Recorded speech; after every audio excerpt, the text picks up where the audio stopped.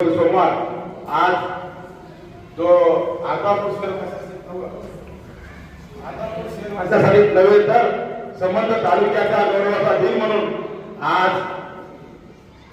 दिवस उजळला। आज आमच्यासाठी सोन्याचा दिवस उजळला। या दिवसाची आम्ही आज 2013 पासून वाट पाहत आहोत आणि विशेषतः मी पहिल्यांदा आवाज माझ्या मी समाजातच मानतो की 2013 पासून आपण प्रतिनिधित्व पूजन करून जयंती साजरी करतो, महाराष्ट्र इतिहास साजरी करतो। जे संयम आदरणीय आंबेडकर अनुयायी व महात्मा फुले यांच्या अनुयायी जे संयम बाळगला आणि ते शांततेने इतके दिवस सहनशीलता दाखवली व त्या सहनशीलतेचं म्हणून आपले नेते लोकनेते राज्याचे माजी मुख्यमंत्री तथा विद्यमान राज्यसभा खासदार अशोक चव्हाण साहेब तसेच नवतरुण ॲडव्होकेट श्रीजा दिदी चव्हाण व अमिता भाभी आणि वेळोवेळी मुख्य अधिकारी शैलेश फडणवीस साहेब असतील, आमचे दरवी साहेब असतील, त्यावेळेचे नगराध्यक्ष पंडिता सरोदे असतील, नंतर सुमेरा बेगम नायक असतील, त्यानंतर छत्रपती कानोडे असतील व आताचे विद्यमान पनवेलजी देशमुख हे नगर यायला वेळोवेळी नगर पंचायतचे नगरसेवक व नगराध्यक्ष म्हणून ते सतत जिल्हाधिकारी चव्हाण साहेबांकडे सातत्याने पाठपुरावा केला व आमच्या समाजातील प्रतिष्ठित नागरिक भीमराव सोनवणे असतील, उद्धव सोनवणे, माझे वडील सोना सोनवणे असतील, आमच्या सामाजिक कार्यकर्ते शीतल कांबळे असतील यांनी वेळोवेळी जे नगर पंचायतला वेळोवेळी आमची मागणी काय आहे आमच्या नेत्याकडे असतील, या राज्याच्या नेतृत्वाकडे असेल यांनी मागणी केली आणि या समाजाचं फुले शाहू आंबेडकरी विचाराच्या लोकांसाठी यांनी आमची मागणी कलेक्टर ऑफिस असेल, मंत्रालय असेल व जवान चौक असेल गावकऱ्यांनी मग त्याच्यामध्ये आमचे ज्येष्ठ नेते भुजंगराव मांडे असतील, प्रताप मांडे असतील, व्यंकटी राऊत असतील, सोनाजी राऊत असतील यांचं फार मोठं योगदान आहे। या पुतळ्यासाठी सोनाजी राऊत यांनी क्रांतीसूर्य महात्मा ज्योतिराव फुले आणि डॉक्टर बाबासाहेब आंबेडकर यांची जी ड्रॉइंग इथे होणार आहे त्याचे त्यानं 3 वेळेस चाचणी करून ते पुनरीक्षण करून त्याने ते ड्रॉइंग मध्ये पास केलेलं आहे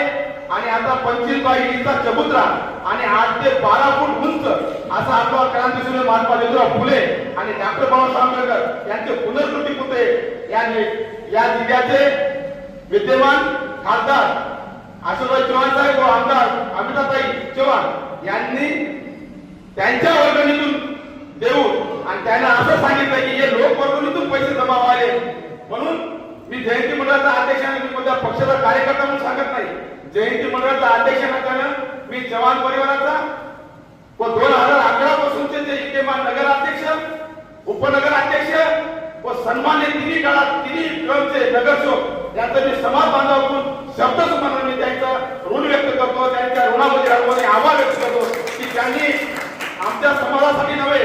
की या तालुक्याच्या व शहरांमध्ये जे वैभवात भर पडणार आहे त्या वैभवात भर पडण्यासाठी त्यांनी स्वतःच वैयक्तिक पॉलिटिकल सामाजिक त्याची शक्ती कोणाला लावली।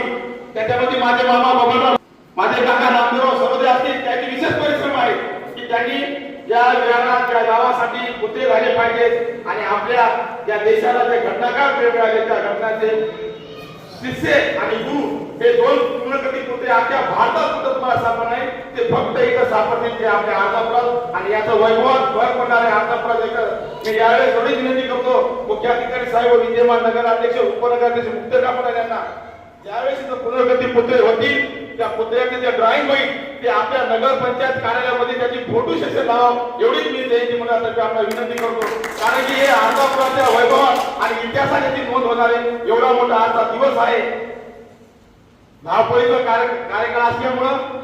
या नगरपालिकेची सिटीची मीटिंग असल्यामुळं आपण जास्तीचं न घेता आणि मोठं याचं कार्य न करता एक छोट्या गाडीमध्ये 100-200 लोक साध्या फोनवर आपण सर्वजण आलात। जयंती मंडळातर्फे मी सर्व आलेल्या बौद्ध उपासकांचं, गावातील प्रतिष्ठित नागरिकांचं व संबंधित पत्रकार बांधवाचं मी तुमचा आभार व्यक्त करतो की तुम्ही साध्या फोनवर आपण इथं उपस्थित राहिल्याबद्दल। मी पुन्हा एकदा अर्धापूरचे सन्माननीय नगरसेवक, नगराध्यक्ष, उपनगराध्यक्ष व प्रतिष्ठित नागरिक पुन्हा एकदा त्यांचा आभार व्यक्त करून मी माझ्या समाज बांधवातर्फे मी तुमच्या ऋणामध्ये राहून आभार व्यक्त करतो। पुढील कार्यक्रमाला करण्यास मुख्याधिकारी साहेबांना विनंती करतोय आणि नगराध्यक्षाकडे जय हिंद जय भीम.